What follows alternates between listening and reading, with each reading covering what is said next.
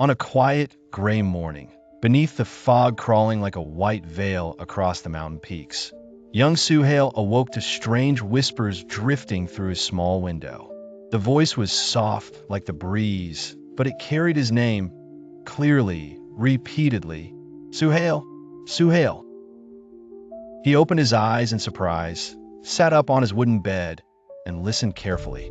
It wasn't a dream. The sound was real, yet it wasn't his grandmother's voice nor the wind. It was something else, something mysterious and deep. He rose from his simple bed, put on his woolen cloak sewn by his grandmother, and stepped outside, where the earth was soaked with the dew of dawn and the sky blanketed with gray clouds. The trees stood silently, as if waiting for something, and the nearby forest whispered an unusual warning. Suhail walked slowly, his feet leaving faint marks on the damp soil. His mind was cloudy, and his heart beat with a rhythm he didn't recognize. At the edge of the forest, he suddenly froze. Before him, standing on the dirt path, was someone who looked exactly like him. The shadow Suhail spoke with a wind-like, hoarse voice. "I am you, but you forgot me. You left me here long ago." Suhail trembled and replied in a faint voice, "What is this? Who are you really?" The shadow answered, "I am your courage, your fears, everything you didn't want to see. You've come now, and this is the time to face it all." Then the shadow took a step back, and suddenly the ground beneath Suhail opened up. He fell into a darkness without end. He kept falling, seeing flashes of his past, when he cried as a child, when he feared the dark, when he lied, when he felt alone. Finally, his body landed in a strange realm, bright yet sunless.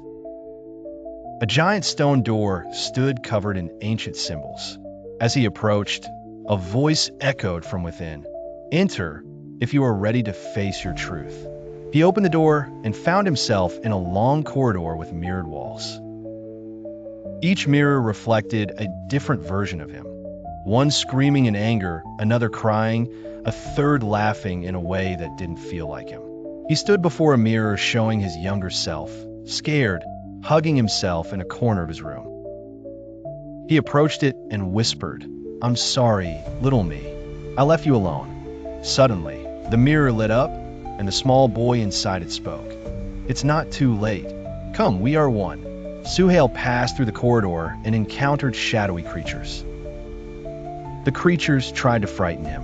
One represented his fear of failure, another sadness, another anger. But he didn't run. He spoke to them one by one.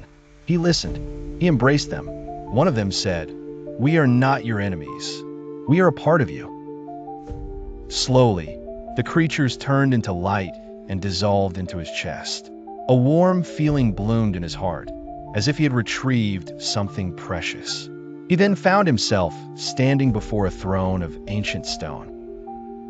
Sitting on it was his original shadow, smiling. "You are whole now.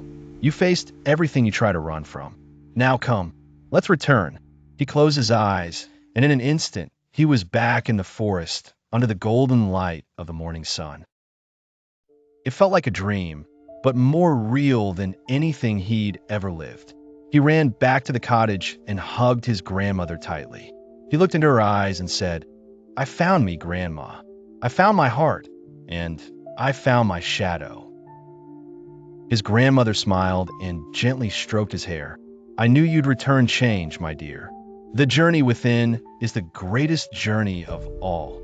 And from that day on, Suhail was no longer the same. He no longer feared, no longer hesitated. He carried within him a light that never faded and a deep awareness that never dulled.